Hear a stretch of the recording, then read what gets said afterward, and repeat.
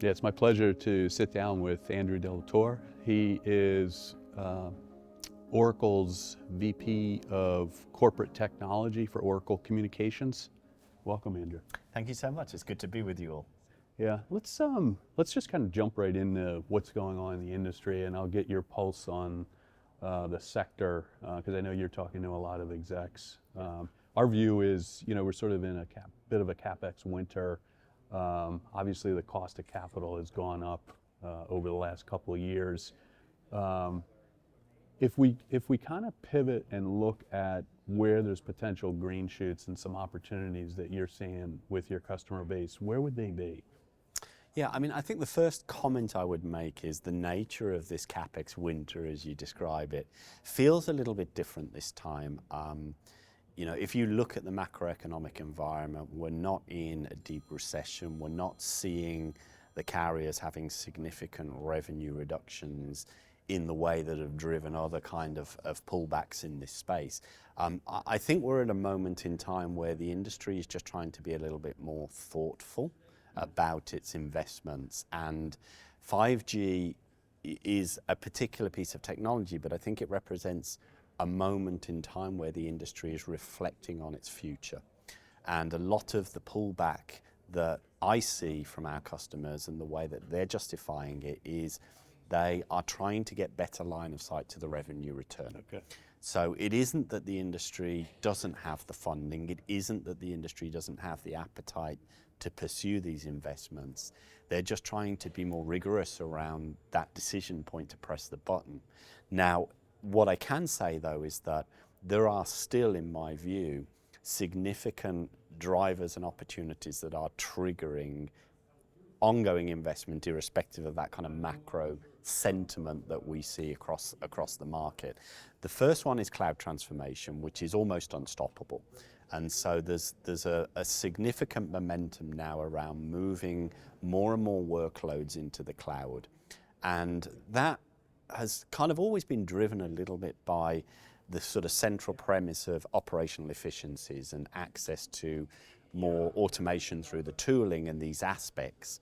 However, the one thing I would say is that very much so the shift is starting to become access to the cloud services. And particularly there's a lot of talk here around the halls around generative AI. That's just an example of why is it you move to the cloud and how can you get better access to the sorts of capabilities like Gen AI to be able to do things with your solution. So, cloud migration is definitely one. The second one is the ongoing IT transformation programs. Now, the interesting thing about these is because of the fact that they tend to be very complex multi-year programs, they're a lot harder to switch off. Yeah. And so what you see is a sustained momentum in the industry in terms of pursuing those because they take a huge amount of business planning around them in order to be able to instigate. So even if a carrier hasn't actually even started it yet, all of the preparations to get ready for that have been years in the making.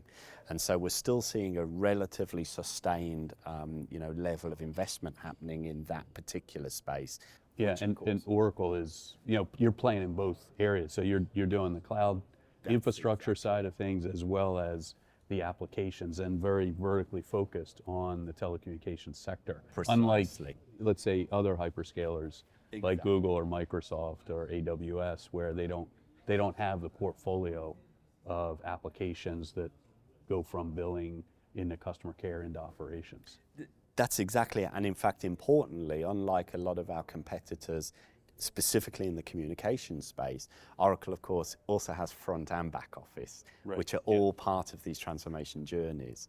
And so that gives us even more coverage from the perspective of those business opportunities that we have. So it could be an ERP transformation, or it could be, one on human capital management. It doesn't necessarily have to be a billing or an OSS transformation that we're talking about. So still a lot of opportunities there. And I think the third pillar is those carriers who are still committed to those 5G investments because they believe they do have confidence and line of sight to the monetization opportunities. And even though definitely the market is retracting in terms of the amount of opportunities that we're seeing out there, we're still seeing significant investment being made. Okay, that's interesting. So in many ways, Oracle's bucking the trend on the industry where I just saw your results, pretty good results in the last quarter. We were pretty happy with it. Yeah. Can you comment at all on how the telecommunications vertical performed?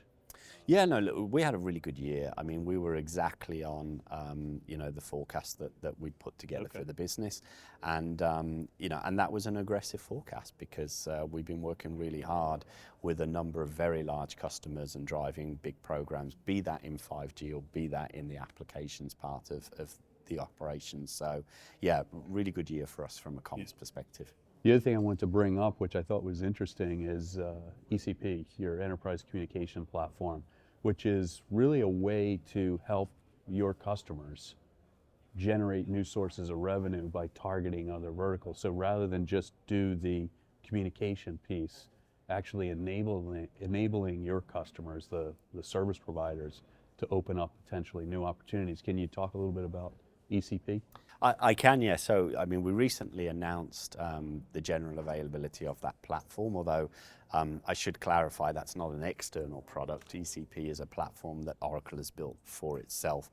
The premise is really to feed our entire strategy, which is we wanted to go front and center with building that forward-looking revenue opportunity for the industry. That was really important to us.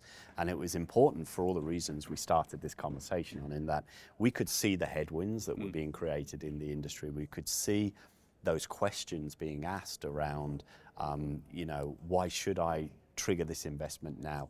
Why do I need a standalone 5G call? Why is now the right time to do a full IT stack transformation? And we knew that the industry needed answers. So ECP was effectively our vehicle for creating a horizontal, easily consumable capability inside of Oracle for our industry specialists to create connected applications. So in simplistic terms, ECP integrates externally into our carrier partners, and we have a number of partners already signed up. We have more that we are cooking, and that's how we consume communications. That's how we consume 5G, even LTE, the wide area networks. And then we present these in an easily accessible form to the other industry units inside of Oracle, be that energy and water or healthcare or construction engineering. And we've already publicly announced the first two solutions that we are developing on top of that platform. One has already gone live, which is our public safety solution, which is a kind of first responder connected solution with real-time streaming of video and voice and other sensorized data back to a centralized dispatch center for first responders.